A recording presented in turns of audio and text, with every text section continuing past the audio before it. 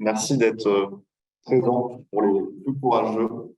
On a essayé de faire un événement mixte où on mélange physique et digital.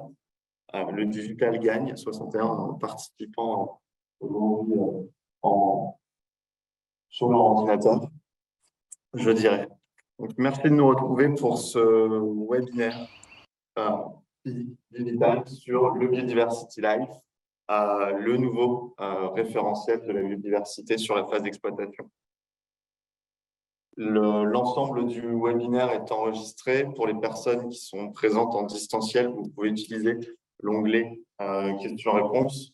Et pour les personnes en physique, on aura une session de questions à la fin où vous pourrez également poser vos différentes questions. Pour cette petite matinée, on a un engagement de tenir jusqu'à 10 heures. Alors, c'est ce qu'on va faire. Je remercie Pauline Théois d'être présente, donc, déléguée générale du CIBI, et Jérémy Durand, qui est chef de projet biodiversité et assesseur biodiversité chez ARPA France. Et je suis moi-même, du coup, directeur de Gondwana, le pôle biodiversité, administrateur du CIBI et également membre du comité technique restreint du CIBI. On va passer à la présentation un petit peu traditionnelle de ARPA Trans que vous connaissez. ARPA Trans qui aujourd'hui, cette année, a fêté ses 30 ans. Donc ARPA Trans est un cabinet de conseil en immobilier qui travaille sur les sujets d'assistance à maîtrise d'ouvrage, de maîtrise d'œuvre, de BET environnement. On est la première société de conseil en immobilier à être certifiée Bicorp. On a aujourd'hui plus de 100 collaborateurs, voire 110.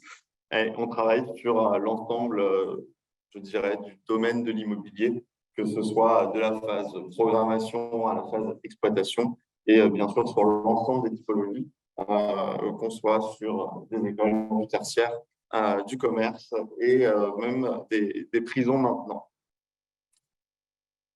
ARPA Trans est constitué de 4 pôles d'activité. Un pôle conseil et innovation qui vise à accompagner les grands utilisateurs dans la performance d'usage de leurs bâtiments. Un pôle qui est dédié également au design et à l'aménagement d'espaces intérieurs, donc pour concevoir des espaces qui sont favorables au bien-être et aussi à l'évolution des modes de vie, notamment le télétravail. Un pôle qui est lié au développement durable, qui va s'intéresser au sujet de résilience, adaptation au dérèglement climatique et à la prise en compte environnementale. Et le pôle biodiversité et biophilie, qui est représenté par Gondwana. Je vais revenir dessus tout à l'heure. ARPA Trans, aujourd'hui, on a vraiment 3 convictions qui sont de contribuer au rééquilibrage du vivant, de concrétiser l'évolution des modes de vie par l'immobilier. Nos modes de vie sont en train de complètement se transformer. Et il faut savoir le prendre en compte. Et aujourd'hui, on travaille sur ce sujet. Et on a un vrai besoin aussi d'agir pour la redirection écologique du secteur de l'immobilier. Le pôle biodiversité, donc c'est un pôle qui est constitué de 17 écologues, naturalistes, ingénieurs agronomes, paysagistes. On accompagne plus de 320 clients, des promoteurs, des industriels, des foncières sur la prise en compte de la biodiversité, en soit de la stratégie ou aussi on réalise grosse maille, plus de 300 études écologiques en 2021. On n'a pas encore fait le décompte pour 2022, mais ça risque d'être encore un peu plus. On a inventorié plus de 2 milliards pareil en 2021 et ça risque d'être encore un peu plus. On accompagne, nous avons accompagné 95 projets biodiversity ou EFI Nature. On reviendra dessus peut-être tout à l'heure. Et nous avons une équipe d'assesseurs spécialisés. Gondwana, c'est aussi des sujets de recherche qui sont liés à la biodiversité. Il y a un réel intérêt pour nous de s'intéresser à la recherche. La biodiversité urbaine, au final, on en parle depuis 10-15 ans. C'est quelque chose qui est en pleine évolution. On a besoin de travailler sur ce sujet, d'apprendre et de continuer à apprendre pour toujours s'améliorer. Je reviendrai sur les sujets de recherche tout à l'heure. Très rapidement, le pôle biodiversité, c'est 4 cellules. Une cellule conseil stratégie qui vise à accompagner les entreprises dans l'intégration de la biodiversité, je dirais, dans leur stratégie RSE. On travaille sur tout ce qui est les indicateurs de biodiversité. On travaille aussi maintenant sur les sujets de taxonomie européenne qui nous intéressent beaucoup. On travaille sur l'intégration vraiment de cette biodiversité à l'échelle du patrimoine, donc de vos sites, qu'on soit sur un site ou sur une quantité de sites multiples, je dirais. Et bien sûr, il faut accompagner le changement pour cette prise en compte de la biodiversité dans les entreprises et ça passe beaucoup par de la formation.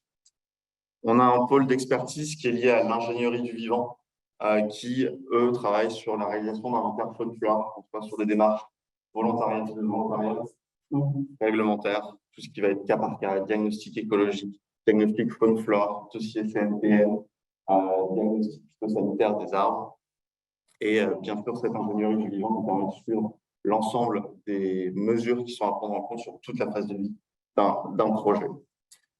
On travaille aussi sur les sujets de biodiversité grise. C'est un peu le parallèle à l'énergie grise. Aujourd'hui, on travaille beaucoup de sujets de la biodiversité sur l'in situ. Donc, on connaît les impacts de notre bâtiment, on connaît les impacts sur notre site. Par contre, si on monte un petit peu la chaîne de valeur, on ne sait pas trop ce que représente un mètre cube de béton en termes de perte de biodiversité. Donc, il y a un réel intérêt à s'intéresser justement à cette empreinte biodiversité, je dirais. Une cellule un petit peu plus récente qui est la cellule éco-paysage. Cette cellule éco-paysage est composée, je dirais, de paysagistes qui ont une tendance et qui ont été formés par des écologues pour les emmener justement sur le terrain et les conforter et apprendre à travailler ce sujet du paysage avec la vision de l'écologue dans un intérêt de favoriser le plus possible la prise en compte du vivant. Une cellule de valorisation, puisque tout changement doit être valorisé à travers des certifications, éventuellement, des animations, des formations, des ateliers, tout ça, c'est des choses qu'on est aujourd'hui capable de faire au sein de Gondwana. Rapidement, quelques mots de contexte, je dirais. On parlait encore il y a quelques temps d'érosion de la biodiversité. Au final, maintenant, moi, je parlerai plus d'un effondrement de la biodiversité. Les chercheurs parlent de la 6e extinction de masse. On a une érosion qui est 100 fois à 1000 fois plus rapide que les extinctions précédentes. On a 85% des milieux humides qui ont disparu depuis 17 ans. On a 30% de la population d'oiseaux, des populations d'oiseaux qui ont disparu en 30 ans. Et si on prend cet exemple-là, à Paris, en 15 ans, on a perdu 75% de la population des moineaux, qui était quand même un peu l'emblème, je dirais, parisien. Bref, c'est un constat plus glorieux. Je dirais qu'on ne peut pas forcément en être fier. L'homme a son rôle à jouer dans cette extinction. Mais on a la COP 15 en 2022, en août 2022 à Montréal. On espère qu'on va avoir des super mesures.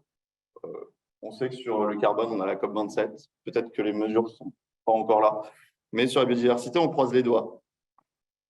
Je dirais que parfois, en tant qu'écologue, on a un peu l'impression d'être un petit peu un avatar, comme sur Pandora. J'ai regardé Avatar il n'y a pas longtemps, j'aime bien cette anecdote, où on a l'impression qu'on sait que toute la nature est connectée entre elles. Et aujourd'hui, on a l'impression qu'il manque ce besoin de sensibilisation et de faire comprendre aux gens que en fait, tout est connecté. La biodiversité nous rend des tonnes de services écosystémiques qu'il faut prendre en compte. Et j'aime bien rappeler qu'on ne se rend pas forcément compte, mais le truc bleu qui est sur la Terre, qui est l'océan, nous permet de respirer. Et 50% de l'oxygène, voire plus, est produit grâce à l'océan. Et c'est des choses qu'il faut aussi faire valoir. Il faut expliquer qu'il faut avoir un regard un petit peu élargi et que même le phytoplancton, il a son rôle à jouer. Et si on a un impact sur le phytoplancton, peut-être qu'on aura des petits problèmes d'oxygène dans quelques années. Donc, il y a un réel besoin justement de retravailler ce lien avec la nature. Jacques Cousteau a dit « On protège ce qu'on aime et on aime ce qu'on connaît ». Au final, la biodiversité, on ne la connaît pas. On ne la connaît plus. On se rend compte très régulièrement maintenant qu'il y a beaucoup de personnes qui sont potentiellement même pas capables de reconnaître 10 espèces d'arbres, alors que c'est la base. On est issu du vivant, on a évolué dans le vivant. Et aujourd'hui, on a énormément de personnes qui sont complètement déconnectées de cette nature. Et pourtant, c'est un besoin fondamental. C'est ce besoin de biophilie. C'est cette connexion innée qu'on a avec la nature, vu qu'on a évolué avec la nature. Donc, on sait qu'on a 32% des Français qui trouvent la disparition du vivant préoccupante. On a 80% des Français qui souhaitent plus de biodiversité, on va dire, globalement, et que ça devienne une vraie cause nationale. Et d'un côté, nous, sur le terrain, on voit très bien que rien que quand on parle de gestion écologique, on fait ah, c'est moche. Donc la nature devient moche et la biodiversité devient moche. Donc il y a un vrai besoin de sensibilisation. 92% veulent plus de nature en ville, 92% des Français veulent plus de nature en ville. Et quand on vient planter des arbres en ville, on nous dit non, j'ai des crottes de pigeons sur la voiture. C'est ça aussi la nature, il faut apprendre, je dirais, de la nature. La nature, c'est pas forcément toujours agréable. On a des espèces qui piquent, on a des espèces qui sont transmetteuses de maladies, mais globalement, c'est en prenant en compte ces écosystèmes et en valorisant ces écosystèmes qu'on arrive à recréer une ville qui sera plus viable, plus durable et plus pérenne. Et justement, cette ville, je dirais, elle a un réel intérêt. Aujourd'hui, on sait qu'on artificialise les sols au besoin. En 2011, Arpas France a financé la thèse de Hortense Serré sur l'intérêt des jardins d'entreprise et particuliers dans cette biodiversité. On s'est rendu compte que ces jardins d'entreprise et particuliers, qui ne sont pas fortement pris en compte plus que ça dans les PLU aujourd'hui, ils ont un réel intérêt pour le déplacement des espèces. Aujourd'hui, on sait que la ville fragmente le territoire, mais on a un vrai besoin de créer une ville qui soit transparente écologiquement. Et ça fait le lien aussi avec, je dirais, il manque deux petites choses, pardon, avec une thèse, une seconde thèse qu'on a financée sur les connectivités écologiques et les graphes paysagers, et une recherche par ailleurs qui s'est terminée très récemment et qui vous a été présentée il y a 15 jours, que vous pouvez retrouver sur notre site, sur quel est le lien entre les formes urbaines, la connectivité écologique des habitats et la diversité génétique des populations. Et au final, on se rend compte que la ville soit dense ou peu dense, c'est potentiellement la ville dense qui va avoir plus d'intérêt pour la biodiversité. Par contre, ce qui nous intéresse, c'est ce qui se passe autour, c'est le contexte. Donc, il y a un vrai besoin justement de renaturer les villes. Je vous invite à lire le guide de l'ARD de France qui a sorti un guide il y a 10 jours sur renaturer les villes, désimperméabiliser la ville, penser autrement la ville. Je dirais que cette ville, il faut la penser transparente. On parle beaucoup de biodiversité, d'écosystèmes urbains. Il faut quand même savoir une chose, c'est que la ville n'est pas un générateur de biodiversité. La ville, elle doit être transparente pour la biodiversité, elle peut être un support pour la biodiversité, et ce n'est pas un générateur. Ce qui fait des générateurs de biodiversité, c'est nos espaces naturels, c'est les champs, c'est les forêts, etc. Mais par contre, la ville, elle doit justement permettre à ces espèces de se déplacer, d'évoluer, de faire face aussi à ces différentes pressions. Voilà pour cette, je dirais, petite introduction. Donc, je suis peut-être un petit peu égaré, je dirais. Mais bon, c'est pas très grave. Aujourd'hui, quand même, on a 80% de notre population française qui vit en ville. Si on veut préserver la biodiversité, il faut que cette population elle soit sensibilisée. Et ce qui peut nous permettre de sensibiliser ce sujet, c'est vraiment la prise en compte de cette biodiversité, je dirais, urbaine. Et je vais maintenant laisser la parole à Jérémy pour vous présenter concrètement qu'est-ce que le Biodiversity Life, comment il s'insère dans l'ensemble du sujet de la certification en exploitation, il y en a beaucoup. Et bien sûr, c'est quels sont les sujets traités. Jérémy, je vous laisse la main. Déjà, je voulais commencer, on parle du label Biodiversity Life, un petit peu un panorama, paysage de la labellisation. Laisser un peu ce qu'il va y avoir. On a mis là, ici, quelques logos de certification en exploitation, ce qu'on appelle des certifications un petit peu généralistes, comme RQE, NF Habitat, BREEAM, LEED ou le WELL, qui, il faut être honnête, traite un petit peu des sujets de biodiversité. Le BREEAM News, par exemple, on a une partie sur land use et l'écologie, mais qui effleure le sujet. Et le label Biodiversity Life se veut d'être complémentaire de ces labels et vraiment de traiter les sujets de biodiversité et de biophilie en profondeur. Il a été travaillé pour s'intégrer dans ce panorama de label et même aller plus loin, faciliter, si on parle très concrètement, l'obtention de points sur les aspects biodiversité. Un exemple très concret, si on veut mettre en place un BREEAM News ou sur un bâtiment qui est déjà certifié BREEAM News, on veut aller vers une labellisation Biodiversity Life, c'est quelque chose qui va être facilitateur. Le Biodiversity Live va permettre de cocher l'ensemble des points demandés par le BREEAM News sur la partie écologie, notamment via la réalisation d'une étude écologique d'un plan de gestion pour ceux qui voient un peu des points dont je veux parler. Donc, ça a été vraiment travaillé pour être en synergie et en complémentarité de ces labels. Le Biodiversity Life n'est pas le seul label qui traite de la biodiversité en exploitation.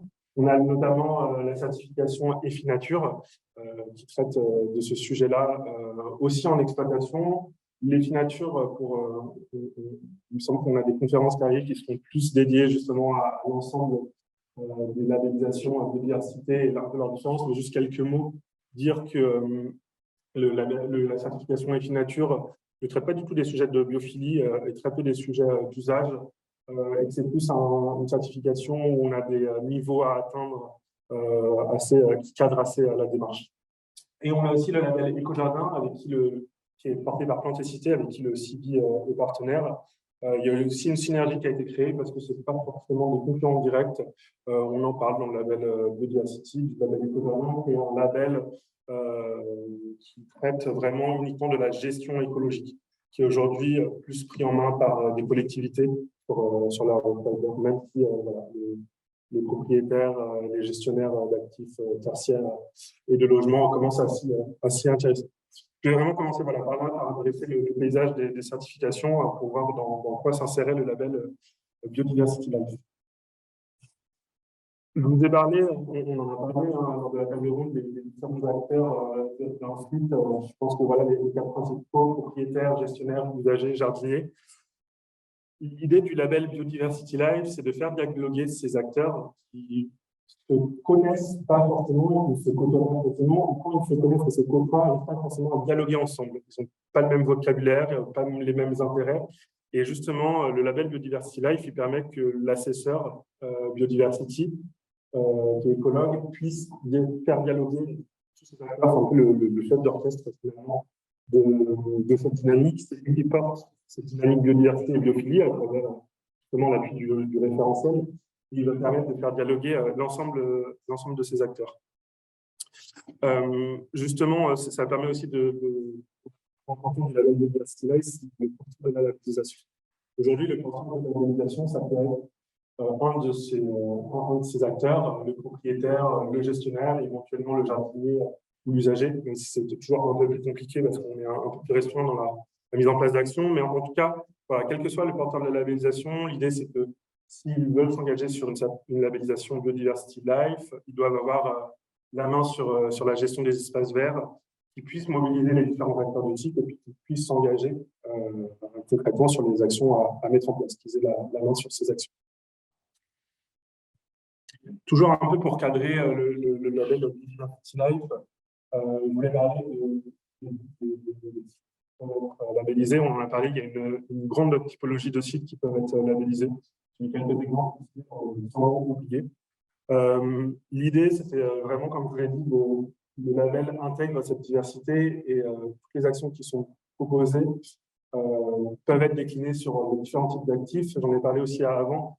L'assesseur est assez libre pour savoir comment il va concrétiser les actions qui sont proposées dans le label Biodiversity Life. Le retour d'expérience qu'on a eu sur les différentes typologies de sites labellisés en pilote, c'est que concrètement, c'est assez intéressant de voir que le label se concrétise de façon très différente d'un site à l'autre, d'un assesseur à l'autre. Ce n'est pas du tout les mêmes actions qui ont été envisagées, les mêmes actions qui ont été visées, mais même des actions similaires qui ont été visées ne se sont pas concrétisées de la même façon d'un site à l'autre. Et c'est ça aussi qui est agréable, c'est qu'on n'est pas dans l'uniformisation de la biodiversité et de la biophilie.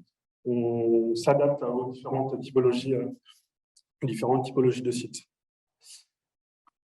Cette slide est beaucoup plus concrète. On va rentrer petit à petit dans le concret du label Biodiversity Life. Aujourd'hui, sur le label Biodiversity Life, on a 4 prérequis à la labellisation. C'est les 4 points à avoir avant de se lancer et espérer pouvoir atteindre les niveaux suffisants pour la labellisation. Premier point, être accompagné par un assesseur accrédité par un site et formé au label Biodiversity Life. Pauline l'a rappelé, c'est vraiment quelque chose d'important. On traite des sujets nouveaux de biodiversité urbaine et publique. Donc, c'est important d'avoir des personnes qui sont compétentes et puis qui puisse cadrer la démarche. Deuxième prérequis, lancer une étude écologique du site. Je ne vais pas reciter Cousteau parce que sinon, bon, vous allez la connaître par cœur, mais voilà, on protège ce qu'on connaît, pour le paraphraser, et c'est un peu l'idée de ce prérequis. En troisième prérequis, on a une surface végétalisée du site d'au moins 100 mètres carrés. L'idée, c'est qu'on traite les sujets de biodiversité, il faut un minima sur les surfaces végétalisées. Alors, on a beaucoup de questions sur ces prérequis. On parle bien d'espace végétalisé, on ne parle pas d'espace de pleine terre, on ne parle pas d'espace d'un seul tenant, on parle d'espace végétalisé, que ce soit de la nature expansive, de grandes jardinières, de pleine terre, de jardins sur balai, etc. Voilà, c'est le minima qui a été choisi pour la labellisation Biodiversity Life. Et quatrième prérequis, le bâtiment doit être livré depuis 1 an. Ça pour plusieurs raisons. Déjà, la livraison depuis 1 an, ça fait référence aux 1 an de garantie de reprise qu'ont les entreprises de création d'espaces verts, paysages. L'idée, c'est de pouvoir labelliser un site avec les acteurs qui seront là de façon, enfin, sur le long terme. Donc, pas forcément, si on va regarder la gestion écologique, s'intéresser à la gestion qui est mise en place par des gestionnaires sur le long terme et pas sur la reprise.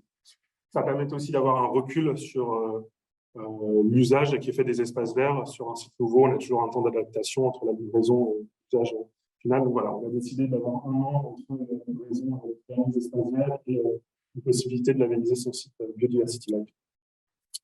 Je rentre encore plus dans l'aspect concret. Pour ceux qui connaissent le label Biodiversity Construction, ça paraîtra familier. Le label Biodiversity Life, il est organisé autour de 4 axes. C'est des axes d'ailleurs qui sont notés de façon indépendante, qui traitent de 4 sujets. Le premier, c'est le sujet de l'engagement. On détaillera un peu comment ça se concrétise sur des sites par la suite. Mais ce premier axe, c'est vraiment l'axe de la connaissance, connaître la biodiversité, la biophilie d'un site, créer une dynamique autour de ça. Et j'ai envie de dire, prendre l'ensemble des acteurs et mettre en place une réelle dynamique qui soit prise en compte tout au long de la vie du bâtiment. On a un deuxième axe qui s'appelle la valeur écologique. Alors, la valeur écologique, c'est un mode de calcul qui a été développé par Guy Berthoud, qui est un scientifique suisse qui est spécialiste de l'empreinte verte et bleue et qui est au comité scientifique du CIBI et qui a développé un outil qui se charge de regarder la qualité, la fonctionnalité et la capacité écologique des différents habitats d'un site et qui va le transcrire de façon chiffrée. On verra un peu comment ça se concrétise par la suite. Et on a ensuite 2 axes de renforcement. Un premier axe de renforcement écologique, où on va s'attarder sur la gestion écologique, qui est un axe très important, et la façon dont on va pouvoir, très concrètement, par des actions presque de génie écologique, permettre un retour, ou en tout cas un accueil de la biodiversité sur site, en travaillant des sujets comme les continuités écologiques, la végétalisation du bâti, ou en tout cas la limitation de l'impact du bâti sur la biodiversité. Et quatrième axe, qui n'est pas des moindres, c'est tout ce qui est renforcement biophilique. On va travailler beaucoup sur la biophilie des espaces extérieurs et on appréhende un petit peu aussi la biophilie des espaces intérieurs. On n'a pas beaucoup d'espaces verts, ça peut être intéressant quand même d'aller travailler cette relation à la nature dans les espaces intérieurs. Et on va travailler on en a parlé, tous les sujets de sensibilisation et d'éducation à la biodiversité, notamment pour faire accepter les différentes pratiques qui peuvent être mises en place et pour sensibiliser l'ensemble des usagers du site. Pour reprendre ces 4 axes, je me suis dit que ça pourrait être intéressant de vous partager notre retour d'expérience qu'on a eu sur nos différents sites labellisés en phase pilote, et voir un peu comment concrètement ça s'est transcrit sur les sites. D'abord, sur l'engagement, il y a une première préoccupation qui est la connaissance de la biodiversité du site. Je vais prendre l'exemple du site Evergreen à Montrouge, qui a été le premier site labellisé Biodiversity Life, où c'est d'ailleurs un collaborateur du site qui a découvert une orchidée sur le site, sur une zone qui n'avait pas forcément été, une espèce qui n'avait pas été identifiée par les premières études écologiques. Mais voilà, c'est un collaborateur qui a trouvé cette orchidée, une espèce patrimoniale. Et donc voilà, il y a des communications qui ont été faites à travers ça, et ça permet aussi d'adapter la gestion du site pour préserver cette espèce qui nous paraissait intéressante et qui est un petit peu aussi emblématique. Pour rester sur le site d'Evergreen et traiter la préoccupation de la mobilisation et l'engagement en faveur de la biodiversité, Il y a des questions de partenariat également dans le label Biodiversity Life. Et sur le site d'Evergreen, suite à l'impulsion du Biodiversity Life, ils ont décidé de se faire labelliser Refuge LPO. Donc, ils sont accompagnés par la LPO pour travailler encore davantage le sujet de la biodiversité avec un naturaliste qui leur est dédié, qui leur met en place un plan de gestion complémentaire sur les aspects de biodiversité. C'est là aussi l'intérêt du label Biodiversity Life, c'est qu'on va pouvoir prendre en compte différentes formations dans la processus de labellisation Biodiversity Life. L'idée, ce n'est pas d'avoir chaque label, comme le Refuge LPO qui travaille dans son coin, le label Biodiversity Life a cette faculté de prendre en compte aussi les travaux qui se font en parallèle. Autre sujet qui est abordé dans l'axe 1, c'est le pilotage des sujets de biodiversité pour la vie du site et la pérennisation de la démarche. Je voulais parler ici de Gessina, qui, suite aux demandes du label Biodiversity Life de mettre en place des référents en phase d'exploitation, a décidé de non pas le mettre en place sur un site, mais sur l'ensemble de son patrimoine. Ils ont mis en place des duos de référents biodiversité, donc ils ont des référents biodiversité sur site et des référents biodiversité un peu plus à l'échelle patrimoine, ce qu'ils appellent un référent biodiversité terrain et patrimoine qui traitent ensemble du sujet de la biodiversité, comment concrètement ils suivent ces sujets-là. Ils ont, je sais, maintenant des groupes de travail sur les sujets pour partager les bonnes pratiques qu'ils mettent en place sur leurs différents sites. Le dernier préoccupation qui est traité dans cet axe, c'est le suivi de la valeur écologique et de la valeur verte, vaste sujet. On peut penser, je peux évoquer le crédit immobilier, un questionnaire, par exemple, d'utilisation des usages de leurs espaces verts qui renouvellent tous les 3 ans maintenant, qui leur permettent de voir un peu l'évolution de l'appropriation des usages, en tout cas de la perception que les usagers en ont. On a aussi mis en place sur un parc logistique de suivi de l'utilisation des nichoirs pour voir comment ça se déploie concrètement. C'est bien beau de mettre des nichoirs, mais s'ils ne servent à rien, c'est quand même bête. Donc voilà, on a un suivi aussi des nichoirs qui permettent de suivre cette valeur écologique. On a parlé de la valeur écologique qui prenait en compte la qualité, la capacité, la fonctionnalité écologique des habitats. L'idée du label Biodiversity Life, ça va être d'augmenter cette valeur écologique le mieux possible. Et je voulais prendre un exemple de Gessina qui a labellisé un site Place Vendôme. Vous allez me dire, mais ils ont été labellisés avec ce pauvre petit arbre tout seul dans cette cour. Eh bien non, justement, ils voulaient travailler le sujet de la biodiversité de la végétalisation et donc ils ont fait appel à Atelier Gabriel qui leur a permis de végétaliser cette même cour. Et pour la petite anecdote, ça a été drôle parce que le jour où ils ont planté, le jour même, il y a des passereaux, donc des petites mésanges bleues qui sont venues directement sur le site. Donc voilà.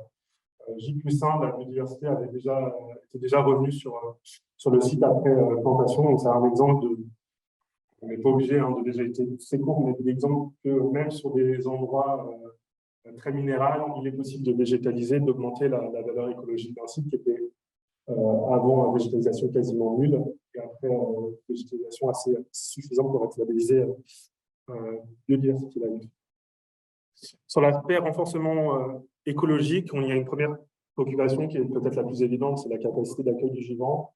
On peut citer le site de Moissy-Cramayel, propriété de Prologis, où ils ont mis en place une tour à hirondelles pour hirondelles et martinets pour qu'ils puissent nicher et des emplois aussi de différents pierriers pour les reptiles et les arts sur le site. Il y a une préoccupation aussi de réduction d'impact du site sur la biodiversité sur un immeuble de bureau à la Défense qui est géré par Crédit Agricole Immobilier. Ils ont mis en place, grâce au LIFE, un protocole de suivi de mortalité des oiseaux qui se cognaient au vitre. Donc, le protocole est en cours, mais l'idée, c'est d'identifier les vitrages qui sont problématiques pour la vie de faune et pouvoir mettre en place des solutions, non pas pour l'ensemble des bâtiments, parce que c'est un bâtiment cher, mais d'identifier les bâtiments problématiques et pouvoir mettre en place des mesures adaptées. Et troisième point, c'est malheureusement la gestion des espaces verts, qui a une grosse thématique sur la Biodiversity Life. On peut penser d'évoquer Gelfina, qui sous l'impulsion du Biodiversity Life, a repris totalement l'ensemble de ces contrats de gestion pour permettre d'intégrer des actions de gestion écologique et gestion différenciée. C'est un point important à dire aussi. On parle de gestion différenciée dans le Biodiversity Life parce qu'on reste sur des immeubles qui sont utilisés. L'idée, c'est de ne pas mettre des friches et des prairies partout, c'est avoir en tout cas des lieux pour l'accueil des usagers, des lieux peut-être vitrines s'il y a une importance sur le site, et des lieux aussi d'accueil de la biodiversité. C'est vraiment une gestion différenciée des espaces verts. Et dernière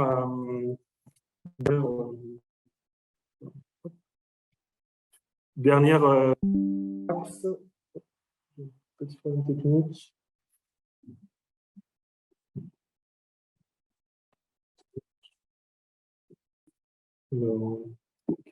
J'essaie de tout passer. Voilà. J'ai des témoins, donc j'avoue que je sais.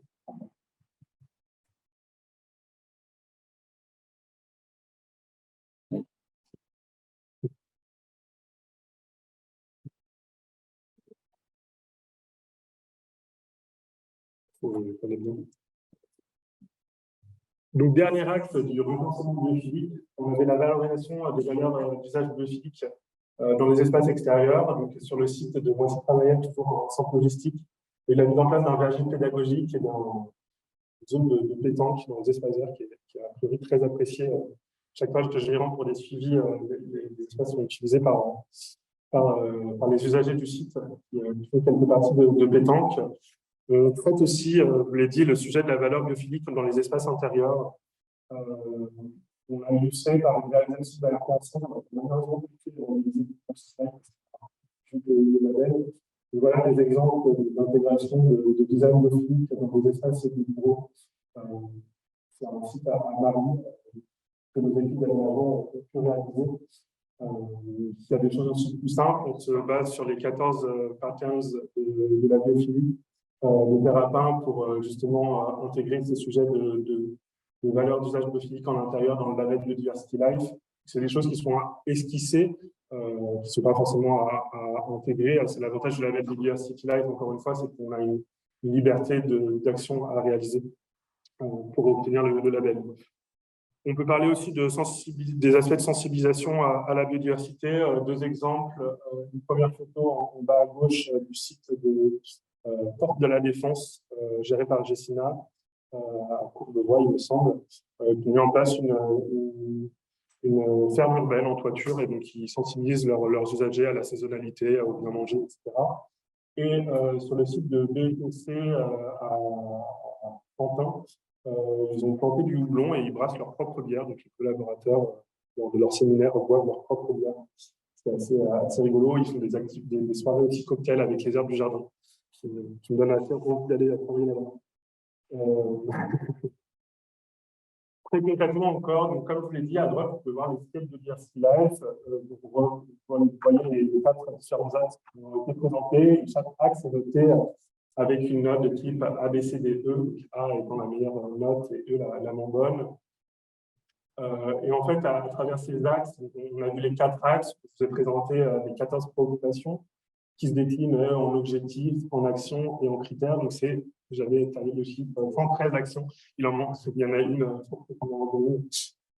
et aujourd'hui 295 critères. Donc, ça vraiment, ça appuie sur le fait que, je l'ai déjà dit, qu'il y a une multitude de critères. Donc, sur les différents sites, ça va se concrétiser de façon assez différente. Ça montre aussi qu'on traite de beaucoup de sujets dans le label Biodiversity Life, que ce soit de la biodiversité ou de la biophilie. Donc voilà, il y a plein de critères à aller viser et à aller travailler. C'est un label aussi, je voulais le rappeler, d'excellence, dans le sens où on peut accompagner des actifs qui ont déjà pris en compte la biodiversité, qui sont déjà intégrés une bonne démarche pour aller plus loin. Et c'est aussi un outil qui permet de s'adresser à des sites on va dire, plus modestes, qui sont peut-être moins végétalisés, les accompagner pour développer et valoriser les espaces qu'ils ont. Donc voilà, c'est aussi important de rappeler que ça s'adresse à un large panel d'actifs. Et je ne pouvais pas terminer cette présentation sans parler un peu du processus de labellisation. Ce qui vous intéresse, c'est bien sûrement une question, on verra par la suite. L'idée du processus de labellisation Biodiversity Life, c'est qu'on va d'abord réaliser une étude biodiversity, donc de la biodiversité et de la biophilie de son site. On va en profiter pour calculer la valeur écologique, donc l'axe 2 du référentiel, et on va s'engager sur un plan d'action avec des actions très concrètes du label. Donc le porteur de la labellisation est accompagné de son assesseur écologue. Et une fois que les études, la valeur écologique est calculée et que le plan d'action est engagé, le site va pouvoir être labellisé Biodiversity Life. Et donc, dans les 3 années qui vont suivre, parce que c'est sur des cycles d'amélioration de 3 ans, il va y avoir cette réalisation du plan d'action, où votre assesseur Biodiversity peut vous accompagner justement pour cette bonne réalisation. C'est pas obligatoire, mais ça peut être très intéressant d'avoir justement une personne qui connaît bien le label, qui vient s'assurer que les objectifs ont été atteints tous les 3 ans. Et au bout de 3 ans, on a une vérification de la bonne réalisation du plan d'action, une mise à jour des études et de la valeur écologique et un engagement sur un nouveau plan d'action. Donc vraiment, la philosophie du label Biodiversity Life, la philosophie des SPA, l'idée, c'est de ne pas faire toutes les actions possibles et inimaginables qu'on vise dans un plan d'action très ambitieux, que finalement, au bout de 3 ans, on n'arrive pas à tenir. L'idée, c'est que tous les 3 ans, voilà, on mette en place 3, 4, 5 actions peut-être très concrètes pour intégrer les sujets de la biodiversité et de la biophilie. Et que, voilà, recommencer ce cycle tous les 3 ans. Je vais laisser le mot de la fin à Victor pour clôturer ce webinaire. Je pense que vous aurez peut-être des questions en ligne dans la salle, donc on y répondra par la suite. Merci beaucoup, Jérémy, pour cette présentation. On a eu des petits soucis de son, donc j'espère que vous nous entendez bien en visio. En tout cas, moi, Jérémy, j'ai retenu une chose, c'est qu'au final, Biodiversity Life est le seul label qui valorise la convivialité et la bière. Et ça, c'est plutôt pas mal. Bon, l'abus d'alcool est dangereux pour la santé, à consommer avec modération, on est obligé de le dire. Je dirais un point clé et cet gros sujet, c'est vraiment que pour s'intéresser à la biodiversité, au Biodiversity Life, il y a vraiment une action de connaître pour agir. On peut reprendre la phrase de Jacques Cousteau encore une fois. Il faut renforcer la valeur écologique d'un site. Renforcer la valeur écologique d'un site, on l'a vu, c'est pas forcément planter plus, c'est aussi limiter les impacts de son bâti. Le vitrage, la luminosité, les différents pièges que peut avoir le bâti. Un engagement qui est très fort, c'est développer la valeur d'usage biophilique. On a parlé donc des 14 patterns et de l'étude de Thérapine. On a même une question, je peux spoiler, qui parlait du Living Building Challenge, qui est une certification américaine qui porte aussi le sujet de la biophilie, ne porte pas forcément à la hauteur du Biodiversity Life, le sujet de la biodiversité, mais porte le sujet de la biophilie. Il y a un réel intérêt justement de réussir à créer des bâtiments qui soient plus vivants. On aime tous avoir des plantes dans nos bureaux, mais en fait, il y a énormément d'analogies à la nature qui sont réalisables. Et il n'y a pas que le fait que de voir du vert. Il faut aussi surtout s'engager collectivement dans l'action. On a un combat à mener, c'est un petit peu le combat que je citais tout à l'heure. On a le combat du carbone, on a le combat de la biodiversité.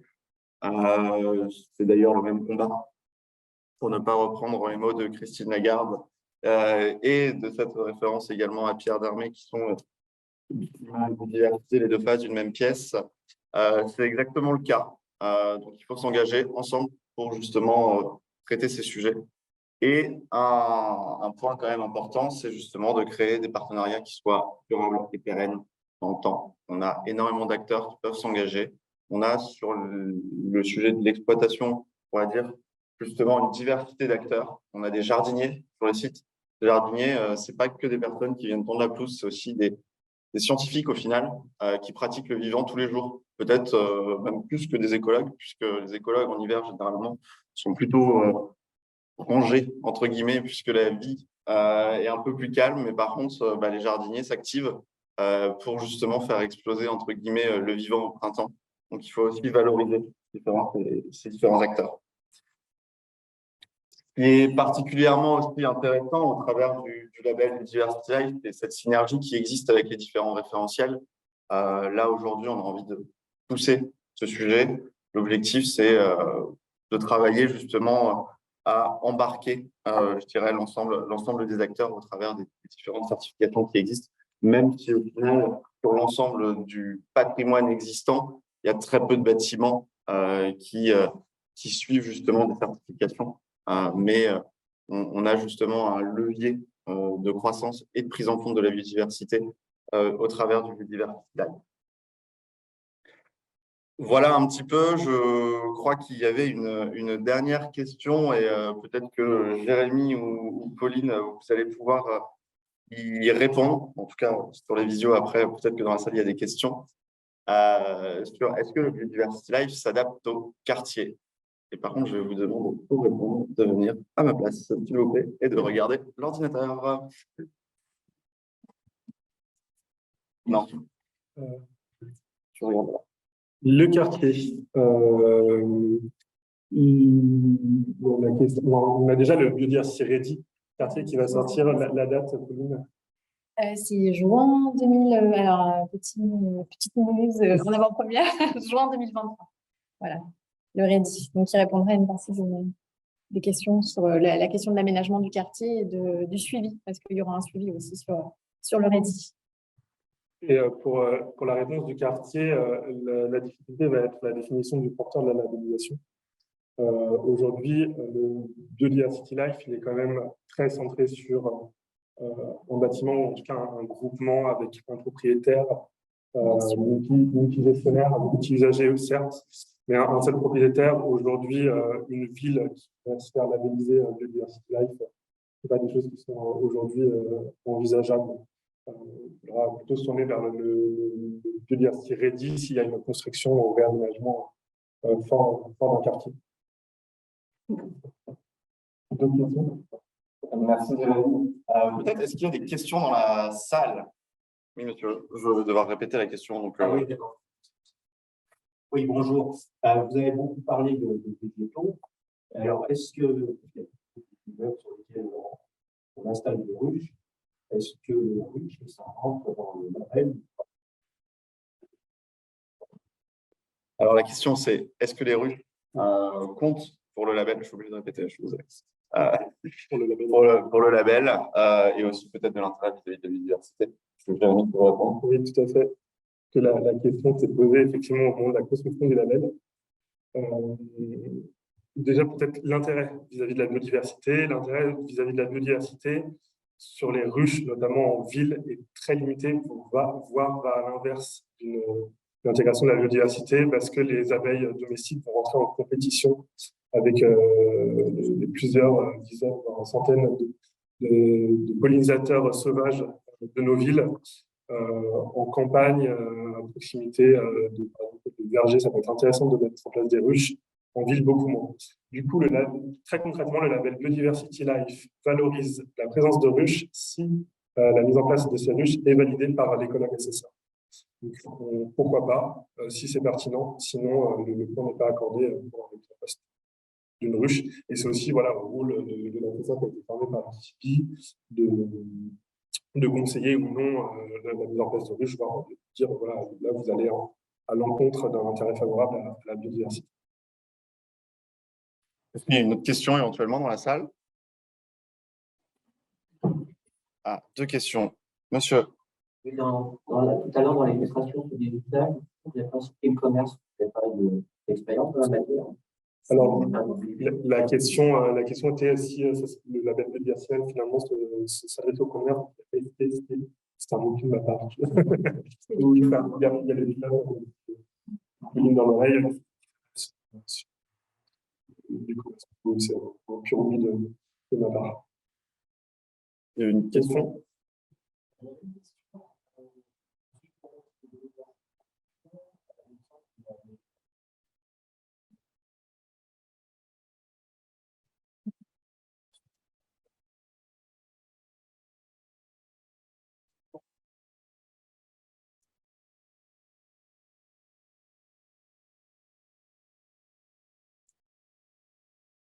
Alors, je répète la question pour les gens à distance. La question était sur le label Biodiversity Construction. On a des notes minimales à atteindre sur la notation ABC des différents axes. Est-ce que c'est la même chose pour le Biodiversity Life et finalement, quelles sont les conditions de labellisation? Donc, la réponse est effectivement, il y a des conditions de labellisation sur le label Biodiversity Life. Sur le label Biodiversity Construction, on demandait l'obtention d'un A sur un des axes. pour montrer qu'il y avait un des sujets qui avait été traité de façon excellente. Aujourd'hui, ce n'est pas le cas sur le label Biodiversity Life. On demande à minima une note de C sur l'ensemble des axes. Donc, on peut partir du bas. C'est quand même excluant parce qu'on peut avoir une note de D, de E même. Mais aujourd'hui, ça permet d'avoir des sites qui s'engagent sur un plan d'action. Voilà, pas avoir à traiter l'excellence dès le premier, mais vraiment d'être dans un processus, la question l'évoquait, d'un processus d'amélioration continue.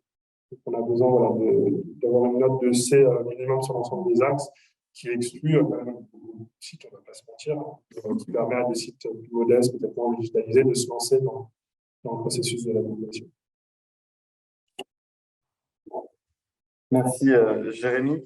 On a une question encore, c'est dans la construction de bâtiments, est-il possible d'avoir plusieurs labels, Biodiversity, BREEAM, Flash Biodiversité? Alors, je suis un expert des certifications, mais je ne connais pas Flash Biodiversité. Je connais le diagnostic Flash éventuellement, mais oui, dans les certifications qui sont liées à l'immobilier, on peut, je dirais, démultiplier les certifications sur un bâtiment qui vont avoir potentiellement certaines synergies. Après, à chacun de jauger de l'intérêt de démultiplier d'une certification sur un bâtiment, je dirais. On a quand même une question qui est assez primordiale, notamment le coût du label Biodiversity Life. Je sais qu'il y a encore des sujets vis-à-vis des frais de certification. Peut-être que Pauline, tu peux nous en dire un mot. Et Jérémy, une idée peut-être même vague sur la partie accompagnement. Je parle dans l'écran. Là, tout le monde voit, c'est bon. Ouais. Donc, effectivement, il y a une question de coût. Il y a deux choses. Donc, il y a la partie qui concerne le coût de labellisation et les coûts qui sont liés à ce fameux accompagnement de l'écologue dont Jérémy va parler. Sur la partie coût de labellisation, on a un coût qui est variable tous les 3 ans. J'ai essayé d'être claire. C'est qu'on a parlé des vérificateurs tout à l'heure, donc ce sont Deloitte et Certivia, nos organismes certificateurs viennent sur le site en phase initiale et tous les 3 ans ensuite, sur des cycles renouvelables, pour vérifier que les engagements qui ont été annoncés ont bien été réalisés. Et donc, sur la phase initiale et sur cette phase où le vérificateur va venir, on va avoir des coûts un petit peu supérieurs. Donc, on va sur des tranches allant de 4 000 € pour les plus petits sites, c'est en fonction de la taille des sites, jusqu'à 8 000 sur les sites importants. Voilà, pour vous donner une fourchette de prix. Et puis, on fera rapidement la communication sur cette grille tarifaire, mais on va sur une entrée de prix de 4 000 à 8 000 €. Voilà. Ensuite, il y a les prix d'accompagnement de l'assesseur qui sont assez variables finalement en fonction des études qu'ils vont devoir mener, en fonction des actions qui vont être portées, en fonction de la taille du site, en fonction, c'est pas la même chose si on a un propriétaire qui est à la fois gestionnaire et utilisateur, on a un seul interlocuteur. S'il y a un multi-gestionnaire, multi-usager, ça va démultiplier un petit peu les démarches. On peut avoir une fourchette qui commence autour de 10 000 € l'accompagnement sur l'accompagnement assesseur, qui peut monter jusqu'à 100 000 sur des sites beaucoup plus complexes, beaucoup plus étendus, où les plans d'action seront aussi beaucoup plus fournis. Peut-être d'autres questions en ligne? Oui, merci Jérémy. On va prendre peut-être une dernière question, puisque les personnes en visio vont sûrement démarrer une nouvelle visio à 10 h. Maintenant, on enseigne les visios et il faut là aussi leur laisser le temps de prendre le café et que nous, on puisse prendre le café aussi. Je veux dire, il y a une question sur le label Biodiversity, peut-il remplacer tous les autres labels énumérés ci-dessus? J'ai envie de dire non, puisqu'on va traiter que d'une thématique, et j'ai envie de dire oui, puisque si on arrive à traiter le vivant, on aura tout gagné, et même le réchauffement climatique. Une dernière question peut-être qui est plus précise, Jérémy. Pourquoi le quota lié aux espèces indigènes est fixé à 70-80% justement dans la labellisation de projets et de paysages? On a toujours cette guerre officiellement entre les paysagistes et les écologues avec la palette indigène, tout en sachant qu'il faut aussi prendre en compte le réchauffement climatique et que c'est des échanges, ça dépend Oui, sur le pourcentage d'espèces indigènes, c'est quelque chose qui apparaît dans le Biodiversity Construction. Sur le Biodiversity Life, on invite au renouvellement des végétaux qui meurent par des espèces indigènes. Aujourd'hui, l'indigénat des espèces est à l'appréciation de l'écologue. Aujourd'hui, ce qu'on appelle une espèce indigène, c'est une vision très scientifique et très naturelle. Aujourd'hui, par exemple, sur des toitures, par exemple, sur des espaces, des jardinières où il y a pas de pleine terre, ce n'est pas forcément adéquat de planter des espèces qui sont indigènes, par exemple à l'Île-de-France, et on va plutôt se tourner vers des espèces méditerranéennes qui vont pouvoir supporter des montées de chaleur assez importantes, notamment en toiture. Donc, c'est à l'assesseur de guider sur l'intégration de quel groupe et quelle échelle d'indigénat il faut traiter sur le site. Vraiment, l'aspect d'indigénat, c'est vraiment mon mot piège. L'indigénat, il est vraiment à l'appréciation de l'écologue. L'idée, c'est de ne pas introduire des espèces exotiques qui viennent du Japon, de Chine, pour ne citer que, ou d'Amérique latine. Quant au pourcentage 75, 90, 50 qui sont mentionnés dans le label de construction, c'est purement arbitraire. Et Jérémy, une toute dernière question. Est-ce qu'on peut labelliser un espace public en 2 mots ou en 1 mot? Sans bâtiment, non. Voilà. Okay. Très bien. Mais par exemple, une piscine publique avec des espaces verts pour être labellisée. Il me semble que c'est quand même une église, peut-être. Voilà, pas public, mais voilà, il y a tout type de bâtiments. Et je pense que si vous avez des questions, vous pouvez contacter le CIVI qui vous répondra. Il y a aussi des études un peu au cas par cas selon les projets. Voilà, je renvoie les